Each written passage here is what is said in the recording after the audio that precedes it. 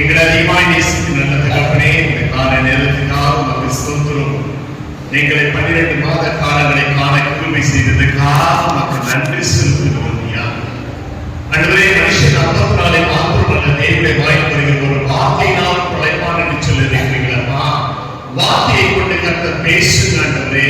உடைய பராமரி நாட்களில் நாங்கள் இருக்கிறோம். என் தேவ கிருபைகளை வழிநடத்த வேண்டுமாய் ஜெபிக்கிறோம். பேசுகிற அடியனை மறைத்து கேட்கிற செடிகளையும் ஆண்டவரை பேசுகிற அடியனை விருத்த சேதனம் பண்ண வேண்டுமாய் ஜெபிக்கிறோம். ரத்தத்துக்குள்ளே எங்களை ஒப்பு கொடுக்கிறோம். இயேசுவின் நாமத்தில் ஜெபிக்கிறோம் நல்ல பிதாவே. ஆமென். அல்லேலூயா. 12வது மாதத்துல வந்திருக்கிறோம். ஆண்டவருக்கு நன்றி சொல்லுவோமா? ஒரு பாடலை பாடலாம்.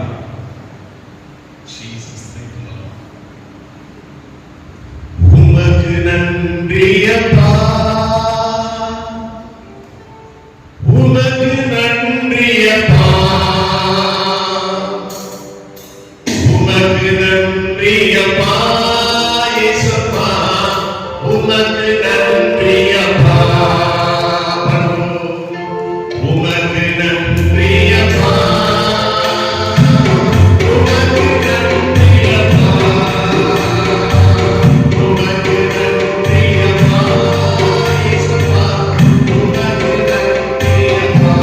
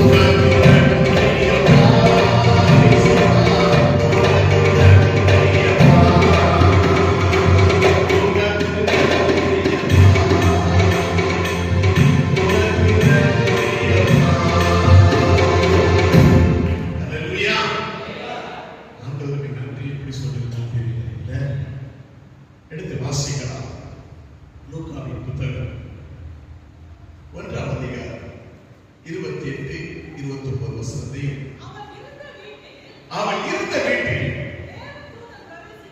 பிரவேசித்து கிருபை பெற்றவளே வாழ்க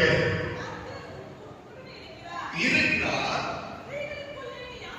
ஆசீர்வதிக்கப்பட்டவள் என்றார்.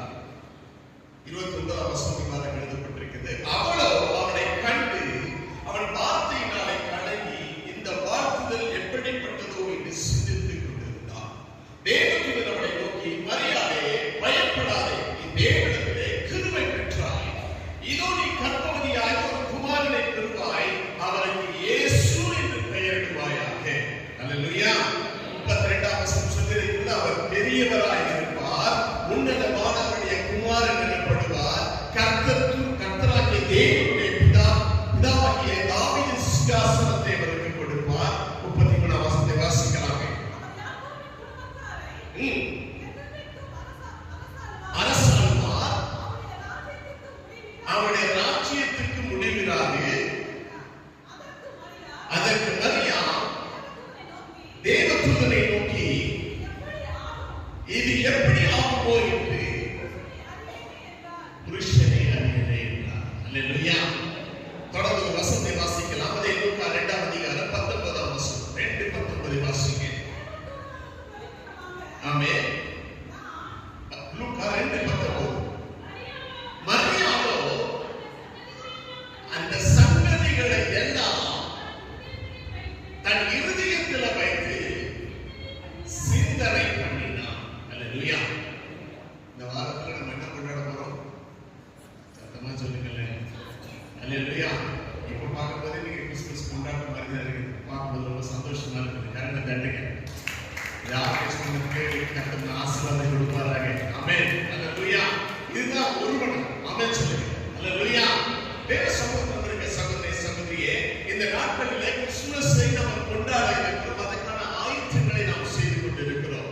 உங்களுக்கு இந்த கிறிஸ்துமஸ் எப்படி இருக்குது? பக்கத்தால பாத்தீங்கன்னா எப்படி இருக்குது இந்த கிறிஸ்துமஸ்? எப்படி இருக்குது? நல்லா இருக்குதா? எல்லாம் வாங்க வேண்டியதெல்லாம் வாங்கிட்டீங்களா? கொடுக்க வேண்டியதெல்லாம் கொடுத்துட்டீங்களா? வீடெல்லாம் கிளீன் பண்ணிட்டீங்களா? மழைக்காலம் என்ன சொல்றது? ரோஸ் சுத்திட்டீங்களா? இதெல்லாம் நடக்கக்கூடிய காரியங்கள் ஒவ்வொரு குடும்பங்களிலும். அல்லேலூயா. வேதத்தின் அடிப்படையில ஒரு 7 பேருக்கு இயேசுவின் பிறப்பு எப்படி இருந்ததா? முதலாவது காரியம் பார்க்கும் நேரத்திலே மரியாளுக்கு இயேசுவின் பிறப்பு சிந்தனையாக இருந்தது. பகலாளமா சொல்லுங்க, சிந்தனையா இருந்தது. அல்லேலூயா. தேவ சமூகத்தில் சகோதரே, மரியாள் இந்த சங்கதி எல்லாம் தன் இருதயத்தில் வைத்து சிந்தனை பண்ணினார். நல்லாதான் சொன்னமா. என்ன நடந்தது பாத்தீங்க? வாசிக்கும் நேரத்தில் 30ஆம் வசனத்தை வாசிங்க. தேவதூதன் அவளை நோக்கி, மரியாளே, பயப்படாதே. 28ஆம் வசனத்தை வாசிங்க. அவள் இருந்த வீட்டிலே தேவதூதன் பிரவேசித்து, கிருபை பெற்றவளே வாழ்க, கர்த்தருடனே இருக்கிறார், ஸ்திரீகளுக்குள்ளே நீ ஆசீர்வதிக்கப்பட்டவள் என்றார். நல்லா இருந்த பிள்ளைதான். அப்படிதான் சொல்லணும். எப்படி சொல்றது? நல்லா இருந்த வாலிபர்கள் தான் தேவதூதன் வந்தா ஒரு வார்த்தையை சொன்னான். அதற்கு பின்பாக மரியாளுக்கு இது சிந்தனையாய் மாறியது. தேவ சமூகத்தில் இருக்க சகோதரே சகோதரியே, நாம் ஜீவித்துக் கொண்டிருக்கிற இந்த உலகத்துல இந்த காரியங்கள், முக்கியமாக நம்ம இந்திய தேசத்துல இந்த காரியங்களை அனுமதிப்பது இல்லை. திருமணம் ஆகாத ஒரு பெண் கர்ப்பவதி ஆனால் என்றால் அவளுக்கு அசிங்கம், குடும்பத்துக்கு அசிங்கம். நம்ம கல்ச்சர் அதை ஏற்றுக்கொள்ளவில்லை. ஆனால் வேத வசனம் சொல்லி இருக்கிறது, அவள் சிந்தனை பண்ணினாள். அல்லேலூயா. யோசிப்பவங்கள மெட்ராஸ்ல வந்தா தேவதூதனை கொளுத்தி போட்டான். எப்படி சொல்லலாம்? கொளுத்தி அதுல நம்ம ஒரு சிந்தனை ஆயிடுச்சு. நீங்க நானும் சபையில அமர்ந்து இருக்கிறோம். சில பேர் சொல்றாங்க, பாஸ்டர் நல்லதுதான், ஆனா எப்படி? ஆனா வார்த்தை போட்டா அதுக்கு பின்னாடி ஏதோ பண்ண போறாங்க, கொளுத்தி போட்டுட்டாங்கன்னு அர்த்தம். இது சொல்லுவது சகோதரே சகோதரி, வசனம் சொல்லி இருக்கிறது. அந்த வசனத்தை வாசிக்கும் நேரத்திலே அதற்கு மரியா தேவதூதனை நோக்கி, இது எப்படி ஆகும் புருஷனை அறியேனே என்றார். வசனம் இது எப்படி 35 வசனம் வாசிக்கிறேன். தேவதூதன் அவனுக்கு பிரத்யுத்தரமாக பரிசுத்த ஆவியின் மேலே வரும், உன்னதமானவருடைய பலன் உன்மேலே நிழலிடும், ஆதலால் உன்னிடத்தில் பிறக்கும் பரிசுத்தம் உள்ளது தேவனுடைய குமாரன் எனப்படும். கரங்களை தட்டி கத்திரப்படுத்துங்க. ஹல்லேலூயா. தேவ சமூகத்தில் வந்திருக்க சகோதரனே, வசனம் சொல்லி இருக்கிறது. பிரசங்கி 7ஆம் அதிகாரம் 14ஆம் வசனத்துல வாழ்வு காலத்தில் நன்மையை அனுபவிக்கிறது. வாசிக்க முடியுமா? பக்கம் 796 7:14. பிரசங்கி 7:14. வாழ்வு காலத்திலே நன்மையை அனுபவிக்கிறது, வாழ்வு காலத்திலே சிந்தனை செய். மனுஷன் தனக்கு பின் வருவது ஒன்றையும் கண்டுபிடியாதவனுக்கு தேவை இவ்வளவையும் ஒன்றுக்கு எதிரடையாக வைத்திருக்கிறான். அல்லேலூயா. நம்மளுக்கு பின்னாடி என்ன நடக்கும் தெரியுமா? அல்லேலூயா. நேற்று குடும்பத்தில் ஒரு சின்ன ஒரு விஷயம் நடந்துச்சு. ஏன் இந்த காரியத்தை சொல்லுகிறார்கள்? குடும்பம் எல்லாம் சந்தோஷமா தான் இருக்காங்க. ஒரு மாஸ்டர் போய் சந்தித்து கீழே வரும்போது இங்க பரவாயில்ல தெரியும் என்ன பண்ணாங்க, ஆங்கிள் ட்விஸ்ட் ஆயிடுச்சு. டாக்டர் போய் பிராக்சர் சொல்லி கட்டுப்பட்டு நைட்டு வீட்டில் படுக்க வைக்கிறோம். அல்லேலூயா சொல்லுங்க. நான் திரும்பி சொல்கிறேன், அடுத்த நிமிடம் நம்முடைய நிமிடம் அல்ல. அடுத்த நிமிஷம் நம்ம நிமிஷம் இல்ல. அல்லேலூயா. ஆண்டவருக்கு தெரியும். நான் திரும்பி சொல்கிற காரியம் என்னவென்றால், நம்முடைய எல்லாருக்கும் தெரியும் காரியம், நம்முடைய டேட் ஆஃப் பர்த் தெரியும். டேட் ஆஃப் பர்த் தெரியாதா? தெரியும். நான் உங்களை பார்த்து கேட்கிறேன், இல்லை என்ன பார்த்து நானே கேட்டுக்கிறேன். உனக்கு டேட் ஆஃப் பர்த் டெத் தெரியுமா? டேட் ஆஃப் டெத் தெரியுமா?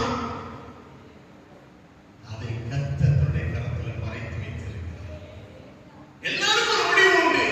எல்லாரும் மரணத்தை சந்திக்க போகிறோம். எல்லாம் பிளாக் பாக்ஸ்ல போக போகிறோம். கல்லறைக்குள்ள அடக்கப்பட போகிறோம். ஆனால் ஒரு காரியம், இந்த காரியத்தை கர்த்தர் தன்னுடைய கரத்திலே மூடி வைத்திருக்கிறார். அல்லேலூயா. யார் முடிகிறான்னு தெரியாது. தேவ சுத்தத்தில் இருக்கிற சகோதரனே, சகோதரி, மரியாதை குறித்து சிந்தனை பண்ணி கொண்டிருந்தார். வேத வசனத்தை வாசிக்கிறதுல சிந்தனை செய்யும் போதுதான் தியானம் உருவாகுது. ஆண்டவர் தியானிக்கிற தியானம் தான் கர்த்தருக்கு ரொம்ப பிடிக்கும். வாசிக்கிற வசனத்தை சங்கீதம் 104 சங்கீதம் 104 சங்கீதம் 104 நான் அவரை தியானிக்கும் தியானம் இனிதாக இருக்கும், நான் கர்த்தருக்குள் மகிழ்வேன். சங்கீதக்காரர் சொல்கிறார், அவரை தியானிக்கிற தியானம், வசனத்தை தியானிக்கிற தியானத்தை தான் கர்த்தர் விரும்புகிறார். நீங்க நானும் கர்த்தரை துதிக்க வேண்டும், கர்த்தரை ஆராதிக்க வேண்டும். என்னென்ன காரியத்தை நீங்க நான் சிந்தித்துக் கொண்டு இருக்க வேண்டுமா? பவுல் சொல்கிறார் பாருங்க, 4ஆம் அதிகாரம் 8ஆம் வசனத்துல கடைசியாக பிலிப்பியர் 4:8 வாசிக்கலாம். பிலிப்பியர் 4:8 கடைசியாக பிலிப்பியர் 4:8 சகோதரரே, உண்மை உள்ளவைகளை வைக்கிறோ, ஒழுக்கம் உள்ளவைகளை வைக்கிறோ, நீதி உள்ளவைகளை வைக்கிறோ, கற்புள்ளவைகளை வைக்கிறோ, அன்புள்ளவைகளை வைக்கிறோ, நற்கீர்த்தி எதுவோ, புண்ணியம் எதுவோ, புகழ் எதுவோ, இவைகளையே சிந்தித்துக் கொண்டிருக்கிற கரங்களை கட்டி கத்தனை வைக்கப்படுகிறது. ஆண்டவர் லிஸ்ட் போட்டு விடுகிறார். 8 காரியம் எதைதான் சிந்திச்சுக்கணுமா? நாட்களில் நீங்கள் நாம் எதை சிந்தித்துக் கொண்டு இருக்கிறோம்? மரியாதைக்கு இயேசுடைய பிறப்பு சிந்தனையாக இருந்தது. உங்களுக்கு எனக்கு எப்படி இருக்கிறது? அல்லேலூயா. சங்கீதக்காரன் சொல்றாரு, வீண் சிந்தனைகளை நான் வெறுத்து உமது வேதத்திலே பிரியப்படுகிறேன். என்ன சொல்றது? சத்தனை சத்துருவான சிந்தனைகளை ஏதாவது வந்து போடுறான். நிறைய பேர் இங்கதான் உட்கார்ந்து இருக்காங்க, ஆனா அவருடைய தாட்டம் வேற எங்கோ சுத்தி கொண்டு இருக்கிறது. வசனம் சொல்லிருக்கிறது, வீண் சிந்தனைகளை நான் வெறுத்து உடைய வேதத்திலே பிரியப்படுகிறேன் என்று சொல்லப்பட்டிருக்கிறது. அல்லேலூயா. இன்னொரு வசனத்தை வாசிக்க, சங்கீதம் 139:23. சங்கீதம் 139:23. தேவனே என்னை ஆராய்ந்து என் இருதயத்தை அறிந்து கொள்ளும், என்னை சோதித்து என் சிந்தனைகளை அறிந்து கொள்ளும் என்று சொல்லுகிறார். என் இருதயத்தை அறிந்து கொள்ளும் ஆண்டவரே, என்னை ஆராய்ந்து பார்க்கிறேன். நான் இந்த காரியங்கள் எண்ணத்தை சிந்தித்துக் கொண்டிருக்கிறேன். இந்த செய்தி உங்களுக்கு மட்டும் இல்லை, எனக்கு சேர்த்து. அல்லேலூயா. என்ன சொல்லுவது கொண்டிருக்க சகோதரே சகோதரியே, வசனம் சொல்லியிருக்கிறபடி நீங்கள் கேளாமலும் என் நாமத்துக்கு மகிமையை செலுத்தும்படி இதை சிந்தியாமல் இருந்தால் நான் உங்களுக்குள்ளே சாபத்தை அனுப்பி உங்கள் ஆசீர்வாதங்களையும் சாபமாக்குவேன். அல்லேலூயா. என்ன சொல்லுவதற்கு சகோதரே, நீங்கள் நான் கர்த்தரை வார்த்தைகளை சிந்தித்துக் கொண்டிருக்கிறேன். அறியாத சிந்தனையாய். இரண்டாவது காரியத்தை பார்க்கும் நேரத்தில் இயேசுவின் பிறப்பு யோசேப்புக்கு ஆச்சரியமாய் இருந்ததாம். எடுத்து வாசிக்கலாம். லூக்காவின் புத்தகம் 2ஆம் அதிகாரம் 25ஆம் வசனம். அப்பொழுது சிமியோன் இருந்தான், நீதியும்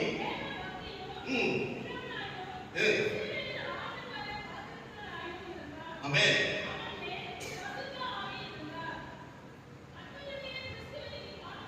கர்த்தருடைய கிறிஸ்துவை நீ காணும் முன்னே நீ மரணமடைய மாட்டாய் என்று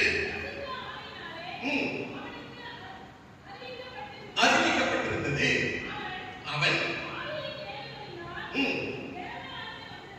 தேவாலயத்தில் வந்திருந்தான். இயேசு என்னும் பிள்ளைக்காக நியாயப்பிரமாண முறைமைப்படி செய்வதற்கு தாய் தகப்பன்மார் அவரை உள்ளே கொண்டு வருகையில்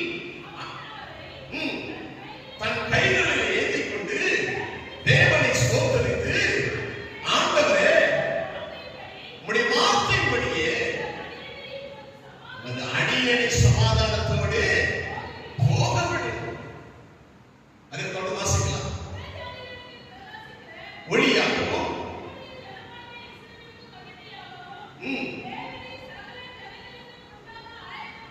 பண்ணின உம்முடைய ரட்சணியத்தை என் கண்கள் கண்டது. ஆமென். 33ஆம் வசனம் வாசிக்கிற நேரத்தில் அவரை குறித்து சொல்லப்பட்டவைகளுக்காக யோசேப்பு அவருடைய தாயாரும் ஆச்சரியப்பட்டார்கள். ஆமென் சொல்லுங்கள். நம்ம கூட பிறந்த நேரத்தில் அந்த தாய்க்கு ஆச்சரியமாக தான் இருந்திருக்கும். பிள்ளை பிறந்திருக்கு, பிள்ளை பிறந்திருக்கு, ஆம்பளை பிள்ளை பிறந்திருக்கு, பொம்பளை பிள்ளை பிறந்திருக்கு. அல்லேலூயா. ஆனா இந்த ஆச்சரியம் வித்தியாசமான ஆச்சரியம். யோசேப்புக்கு இயேசுவின் பிறப்பு ஆச்சரியமாய் இருந்தது. உங்களுக்கும் எனக்கும் இந்த கிறிஸ்துவின் பிறப்பு எப்படி இருக்கிறது என்று சொல்வதற்கு சகோதரனே, வசனம் சொல்லி இருக்கிறது. மத்தேயு 7:29 இயேசு இந்த வார்த்தைகளை சொல்லி முடித்த போது அவர் வேத பாரகனை போல போதியாமல் அதிகாரம் உடையவராய் அவர்களுக்கு போதித்தபடினால் ஜனங்களுடைய போதகத்தை குறித்து ஆச்சரியப்பட்டார். இந்த நாட்களிலும் தேவ சமூகத்திற்கு சகோதரனே, வேத வசனம் சொல்லி இருக்கிறபடி யோசேப்புக்கு இயேசுவின் பிறப்பு ஆச்சரியமாய் இருந்தது. மூன்றாவது காரியத்தை பார்க்கும் நேரத்தில் சாஸ்திரிகளுக்கு இயேசுவின் பிறப்பு ஆனந்தமாய் இருந்ததாம். வாசிக்கலாம். மத்தேயு புத்தகம் 2ஆம் அதிகாரம் 11ஆம் வசனத்தை 11-12 வாசிக்கலாம். அவர்கள் அந்த வீட்டுக்குள்ளே பிரவேசித்து சாஸ்திரமாய் விழுந்து பணிந்து கொண்டு பொன்னையும் தூப வர்க்கத்தையும் வைத்தார்கள். பின்பு அவர்கள் போக வேண்டாம் என்று சொப்பனத்தில் தேவனால் எச்சரிக்கப்பட்ட வேறு வழியா தங்கள் தேசத்துக்கு திரும்பி போனார்கள். அல்லேலூயா.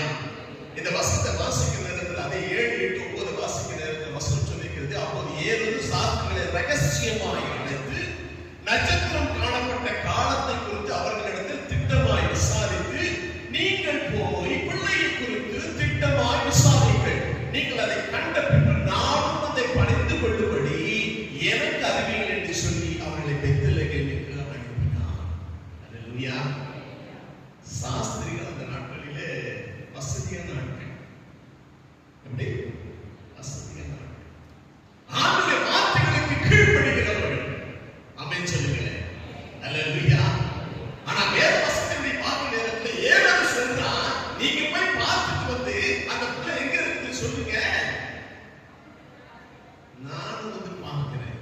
எதுக்கு? அவனுக்கு ஒரு கலக்கம். அல்லேலூயா. அது பின்பாக வருகிறேன். சாஸ்திரிகளுக்கு ஆண்டவருடைய பிறப்பு ஆனந்தமாய் இருந்தது போல இந்த நாட்களில் தேவ சமூகத்தில் இருக்கிற நீங்களும் நானும் ஆண்டவருடைய பிறப்பு உங்களுக்கு எனக்கு ஆனந்தமாய் இருக்குதா? அல்லேலூயா சொல்லுங்க.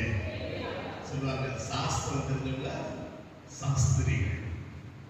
இந்த தேசத்தில் பார்க்கிற இந்திய தேசம், சீனா, என்ன சொல்றது, பாரசீகம் இப்போது இருக்கிற என்ன சொல்றது, ஈரான், தேவசமூகத்தில் பேசுறது. ஆனால் கர்த்தருடைய பிறப்பு உங்களுக்கு எனக்கு ஆனந்தமாக இருக்கிறது. அல்லேலூயா. நான்காவது காரியங்களை பார்க்கும் நேரத்தில் இயேசுடைய பிறப்பு எப்படி இருந்ததா? சிமியோனுக்கு சமாதானமாக இருந்ததா? வாசிக்கிறேன். 2:28 வாசிக்கிறேன். 2:28 லூக்கா 2:28. அப்போ சிமியோன் ஆமென் தேவ பக்தி உள்ளவனுமாய் இஸ்ரவேலின் ஆறுதல் வர காத்திருக்கிறவனாய் இருந்தான். அவன் மேல் பரிசுத்த ஆவியானவர் இருந்தான்.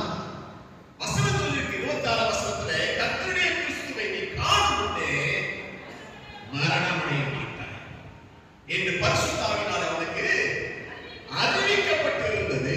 அல்லேலூயா. நம்ம குடும்பத்துல என்ன சொல்றது, சில பாட்டிமார்கள் இருப்பாங்க தெரியுமா? அவங்க சொல்றது தெரியுமா? என் கண்ணை கொடுத்து முன்னாடி என் பேரப்பிள்ளைய கல்யாணத்தை பார்க்கணும், பேரப்பிள்ளைய பார்க்கணும். கல்யாணம் புதுசா கல்யாணம் வந்து பிள்ளைகிட்ட போய் சொல்லுவாங்க, என் பேரப்பிள்ளைய பார்க்கணும். அடுத்து என்ன சொல்லுவாங்க, அந்த பேரப்பிள்ளை வளர்ந்து பிறகு அந்த பேரப்பிள்ளைக்கு கல்யாணத்தை பார்க்கணும். என்ன ஆசையா? அல்லேலூயா. போகட்டும். ஆண்டவர் ஆயுசு நாட்களை கூட்டி கொடுப்பாராக. மன விருப்பத்தின்படி ஆக கடவுள். தேவ சமூகத்தில் இருக்க சகோதரே, இந்த சிமியோட வாழ்க்கையை பார்க்கும் நேரத்திலே கர்த்தருடைய கிறிஸ்துவை நீ காணும் முன்னே மரணமடைய மாட்டாய். இன்னொரு வசனம் வாசிங்க. 27 வசனம். ஏவுதலினாலே இருந்தான். இயேசு என்ற பிள்ளைக்காக முறையின்படி செய்வதற்காகதாய் உள்ளே கொண்டு வருகையில் அவன் அவரை கைகளிலே ஏந்திக் கொண்டு தேவனை ஸ்தோத்திரித்து, ஆண்டவரே, உம்முடைய வார்த்தைப்படி உமது அடியேனை இப்பொழுது சமாதானத்தோடு போக விடுகிறீர். அல்லேலூயா. பழைய ஏற்பட்ட காலத்தில் இப்பேற்பட்ட காரியம் நடந்தது. புதிய ஏற்பட்ட காலத்தில் இருக்கிற நீங்கள் நானும் ஆண்டவரை முகமுகமா பார்க்க போகிறோம். ஆண்டவருடைய வருகைக்காக காத்திருக்கிறோம். அல்லேலூயா. சிமியோன் இயேசுடைய பிறப்புக்காக பார்த்த நேரத்தில் அவன் வந்து மரணத்தை சந்திக்க போகிறான். ஆனால் நீங்கள் நானும் இயேசுவை காணும்போது பரலோக ராஜ்யத்தில் கொண்டு செல்லப்படுவோம். ஆமென் சொல்ல மாட்டீங்களா? எடுத்து வாசிக்கலாம். வெளிப்படுத்தல் 22ஆம் அதிகாரம் 4ஆம் வசனம். 22. அவருடைய ஊழியக்காரர்கள் அவரை சேவித்து அவருடைய சமூகத்தை தரிசிப்பார்கள். அவருடைய நாமம் அவர்களுடைய நெற்றிகளிலே இருக்கும். இயேசுவின் நாமம் உங்க நெற்றியிலே பூசப்பட்டு இருக்கிறது. அவருடைய ரத்தம் உங்க நெற்றியிலே பூசப்பட்டு இருக்கிறது. அல்லேலூயா. ஆண்டவருடைய ரத்தம் பூசப்பட்ட நெற்றியில நம்ம கூடவே இருக்கிற சில சகோதரர்கள் ஆண்டவருக்கு பிரியமில்லாத காரியத்தை பூசிக்கொண்டு இருக்கிறார். அதை செஞ்சவன் நான். அல்லேலூயா. நான் ரோமன் கத்தோலிக்க மார்க்கத்திலிருந்து ரட்சிக்கப்பட்டார். என் ஒய்ஃபு சிஎஸ்ஐ பேக்ரவுண்ட். கல்யாணம் ஆகும் போதெல்லாம் ஆசையில தான் கல்யாணம் ஆச்சு. சாட்சி சொல்றதுமே சொல்றேன். அல்லேலூயா. வீட்டுக்கு வந்து சொல்லுவேன், மரியாதை தான் பண்ணணும், முழங்கால் போட்டு மெழுகுவர்த்தி ஏற்றி ஜெபம் பண்ண சொல்லுவேன். வெளியே ஃபங்க்ஷன் போனா முதல்ல பொட்டு வைன்னு சொல்லுவேன். தெரியாது. வசனம் தெரியாது. எனக்காக நம்ம செய்யணும். ஊருக்கு போன திருநெல்வேலிக்கு போன உடனே நாங்க டென்ட் ஏறும்போது பொட்டு எடுத்துருவாங்க.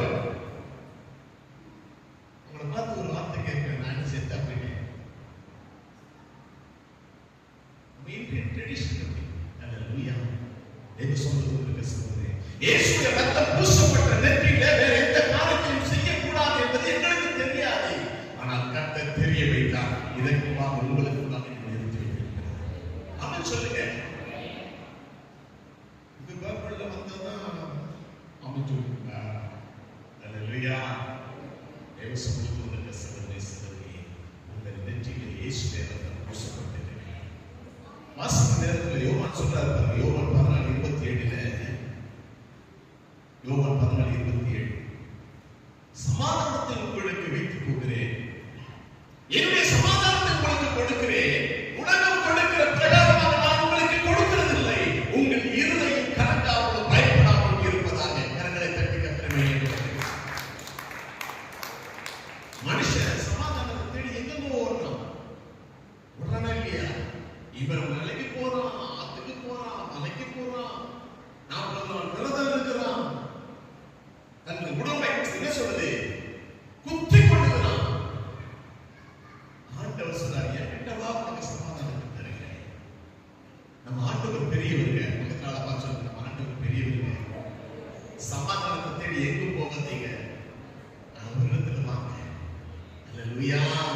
தேவ சமூகத்தில் வந்திருக்க சகோதரே சகோதரியே, இந்த 4வது காரியத்தை பார்க்கும் நேரத்தில் சிமியோனுக்கு சமாதானமாய் இருந்ததாம் இயேசுவுடைய பிரார்த்தனை.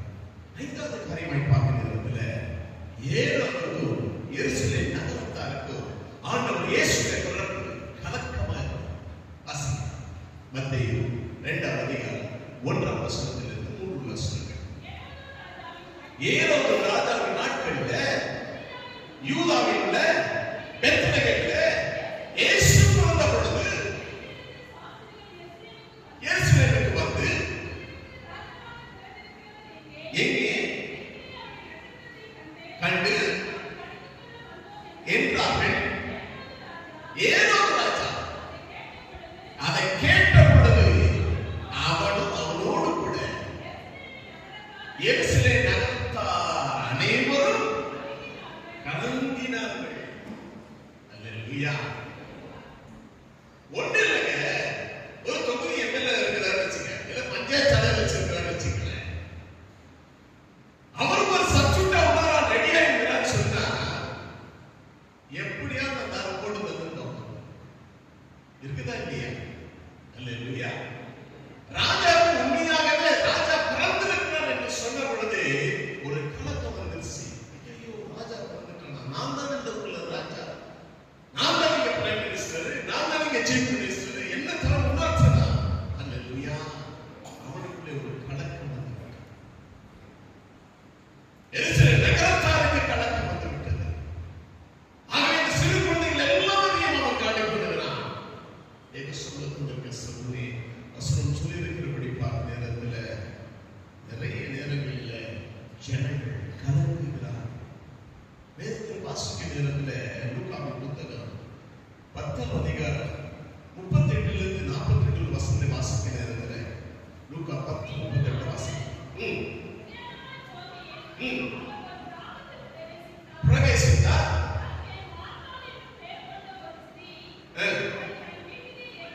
ஏற்றுக்கொண்டாள், இருந்தாள், உட்கார்ந்து மார்த்தாளோ பற்பல வேலைகளிலே செய்து மிகவும் வருத்தமடைந்து அவரிடத்தில் வந்து, ஆண்டவரே, நான் தனியே வேலை செய்யும்படி என்னை விட்டு வந்திருக்கிறதை குறித்து மட்டும் கவலை இல்லையா? எனக்கு உதவி செய்யும்படி அவனுக்கு சொல்லும் என்றார். அல்லேலூயா. இந்த நாட்களில் தேவ சம்பந்தத்திற்கு சகோதரியே, சில மார்த்தாள்கள் வீட்டில் இருக்கிறாங்க. எப்படி மார்த்தாங்க ரோஸ் குக்கியும் கலகலாம் சுத்தி இருக்கிறாங்க. நான் சைடு சொல்றேன், சில மார்த்தாள்களை போல இருக்கிற சகோதரர்கள் பற்பல வேலைகளை குறித்து கவலைப்பட்டு கலங்கி கொண்டிருக்கிறார்கள். வசனம் சொல்லி இருக்கிறது 41ஆம் வசனம், இயேசு அவனுக்கு பிரதியுத்தரமாக வாசிக்கலாம், மார்த்தாளே, மார்த்தாளே, நீ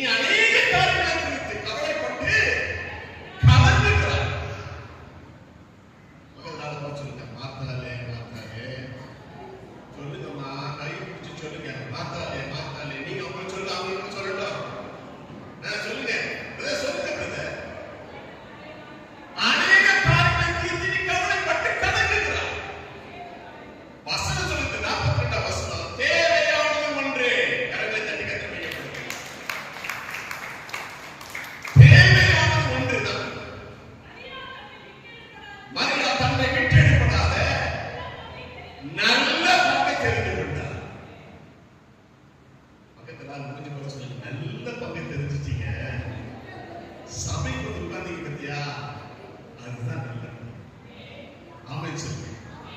ஹல்லேலூயா. நல்ல பங்கு சொல்லும்போது எனக்கு ஞாபகம் வருது. எங்க குடும்பத்தில் பிறந்த 7 பிள்ளைங்க நாங்க. அப்பா மட்டும்தான் 7. அப்பா அம்மா தாத்தா பாட்டி 11 பேர். அந்த காலத்துல எப்படி இருக்கு பார்த்துங்க. சாப்பாடு செய்யும் போது எல்லாமே நல்லா சாப்பிடுறாங்க. ஸ்கூலுக்கு போயிட்டு வந்த மத்தியானத்துல என்ன பண்ணுவாங்க, சாப்பாடு மீன் சாப்பாடு இருக்குல்ல, அதெல்லாம் ஒரு இதில் போட்டு இல்லை ஒரு கலக்கி ஒரு பெரிய தட்டு இருக்கும். அந்த தட்டில் வந்து என்ன பண்ணுவாங்க, அம்மா முட்டை பிடிச்சி வச்சிருப்பாங்க. எத்தனை பேருக்கு இந்த அனுபவம் இருக்கு? ஒரு மாதிரி பார்க்குறீங்களே. அல்லேலூயா. உண்டை பிடிச்சி வச்சிருப்பாங்க. நாங்க ஸ்கூலை முடிச்சு வந்த உடனே அந்த ட்ரேல இருக்கும். பார்த்த உடனே என்னுடைய வேலை என்னன்னா, என்னுடைய வேலை எந்த உண்டை பெருசா இருப்பாங்க. அல்லேலூயா சொல்லுங்க. அந்த உண்டியில ஒரு விரல ஊத்திட்டு இது எதுன்னு சொல்லிட்டு பங்க் பண்ணிட்டு என்ன இன்ஸ்ட்ரக்ஷன் தான் போய் கை காலம் கழுவி மூஞ்செல்லாம் கழுவிட்டு தான் சாப்பிடணும். ஏன் இது கரெக்டா சொல்லிருந்தா நல்ல பங்கு அமைச்சு ஆண்டவர் சொல்லக்கூடிய வந்து உட்கார்றதுன்னா நல்ல பங்கு. உன் குறித்து நேரத்தை பார்த்துட்டீங்களா, பங்கு பெருசா கிடைக்கும். அல்லேலூயா. வசனம் சொல்லியிருக்கிறது, தேவையானது ஒன்றே, மரியா தன்னை விட்டு எடுக்காத நல்ல பங்கை தெரிந்திருக்கிறார். அல்லேலூயா. ஆறாவது காரியமா இயேசுவின் பிறப்பு எப்படி இருந்ததுன்னா, சாத்தானுக்கு கலக்கமா இருந்துச்சு. சாத்தானுக்கு வாசிக்கல. மார்க் 1ஆம் அதிகாரம் 23-24 வசனத்தை வாசிக்கலாம். மார்க் 1:23. மார்க் 1:23-24. அவருடைய ஜெப ஆலயத்திலே அசுத்தாவிலே ஒரு மனுஷன் இருந்தான். அவன் ஐயோ இயேசுவே, எங்களுக்கும் உமக்கும் என்ன? எங்களை கெடுக்கவா வந்தீர்? உம்மை இன்னார் என்றது அறிவே. நீ தேவனுடைய பரிசுத்தர். எங்களை தட்டி கட்டளை வைக்கவே போகிறேன். இதே பரலோகத்தை சொல்லியிருந்தா கொஞ்சம் யோசிப்பாங்க. பரிசுத்தர் இருப்பாங்க. அல்லேலூயா. திரும்பி சொல்றேன், தேவனுடைய பரிசுத்தர். அல்லேலூயா. சபைக்கு இது மாதிரி தான் மைக்கு கொடுத்து மெசேஜ் கொடுத்து சொன்னாங்க, நம்மளுக்கு அல்லேலூயா சொல்லாம நம்ம ஓட்டம் போடாது. முழுசுக்கு ஒரு சகோதரி சொன்னாங்க, நல்லா தான் இருந்துச்சு, அல்லேலூயா சொல்றீங்க. எனக்கா காதுல போதும் எப்படி சொல்றதுன்னே தெரியல. ஒரே வார்த்தை சொன்னேன், அம்மா நான் கெட்ட வார்த்தையா சொன்னேன். ஒரே ஒரு வார்த்தை தான் யூஸ் பண்ண போறோம். எங்க பரலோகத்துல அல்லேலூயா தான். இங்க சொல்லி பிராக்டிஸ் பண்ணல, வாயை திறக்கலனா அங்க போய் வாயை திறக்க முடியாது. ஒரு ரோமன் கத்தோலிக்கர்கள் ரட்சிக்கப்பட்டவன் நானே அல்லேலூயா சொல்லுவது இவ்வளவுதான். அல்லேலூயா. சொல்லுவதற்கு சம்பந்தே சொல்லுங்க. சிங்கத்தை போல கரிசிக்கணும். சாத்தானுக்கு துக்கமாக இருந்ததா 25 வசனம் சொல்லியிருக்கிறது. அதற்கு இயேசு, நீ பேசாமல் இருந்துட்டு ஒரே வார்த்தை தான் சொன்னாரு, பேசாம போயிட்டு.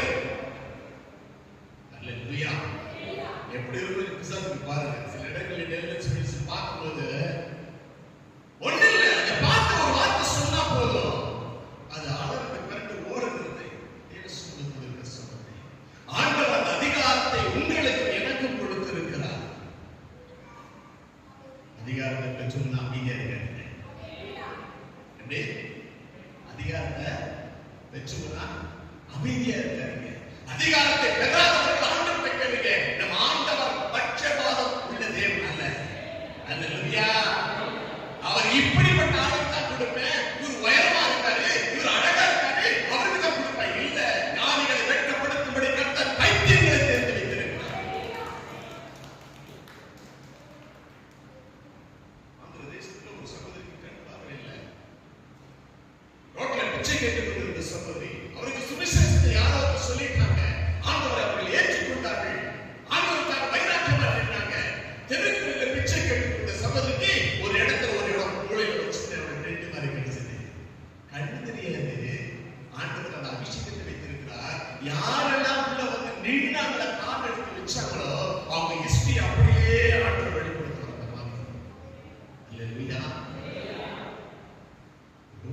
பிச்சை கேட்டுக் கொண்டிருந்த ஒரு சகோதரியை எடுத்து கர்த்தர் பயன்படுத்த வல்லமுள்ள தேவனாய் இருந்தார்.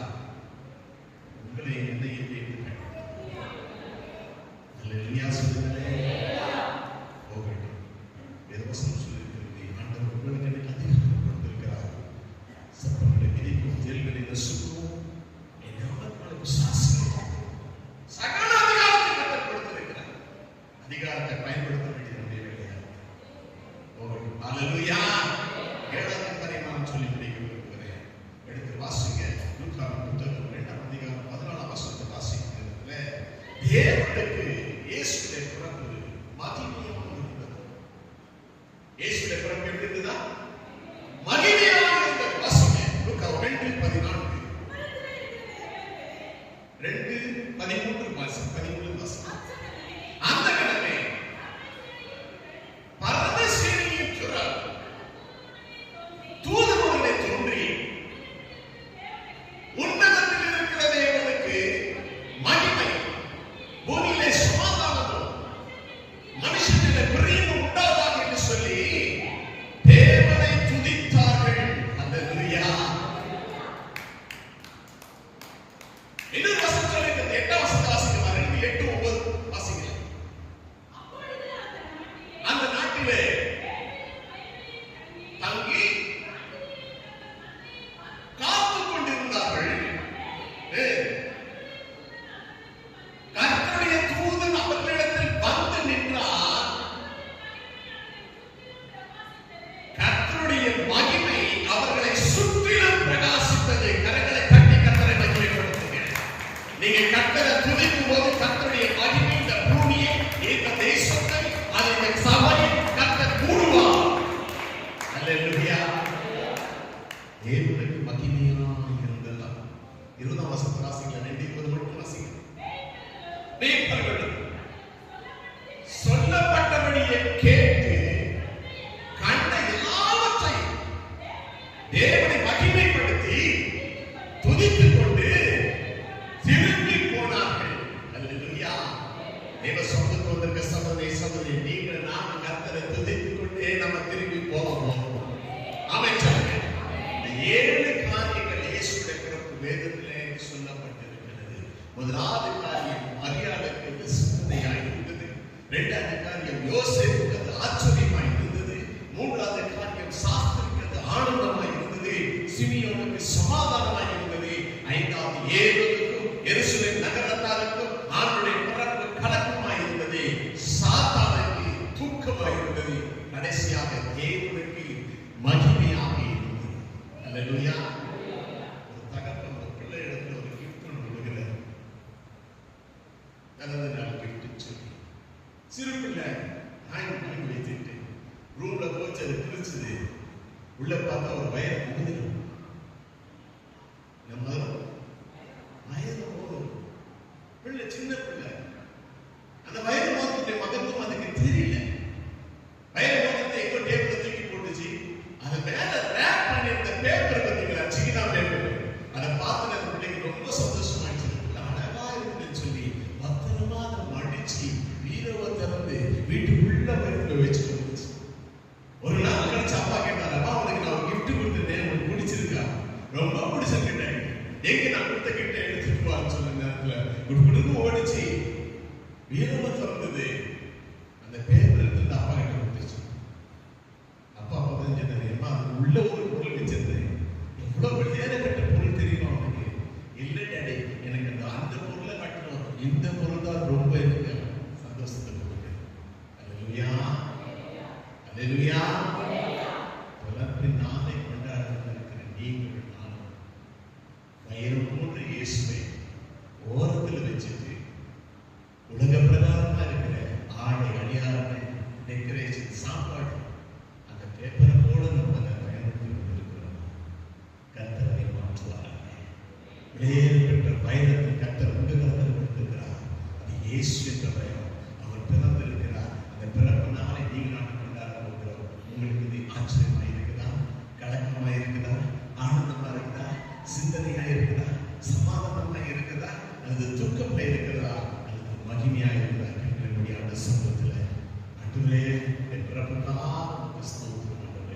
எங்களுக்காக பிறந்திரப்பா, எங்களுக்காக அற்புதங்களை அடையாளங்களை செய்தி, எங்களுக்காக மறுத்தி ஆண்டவரே, எங்களுக்காக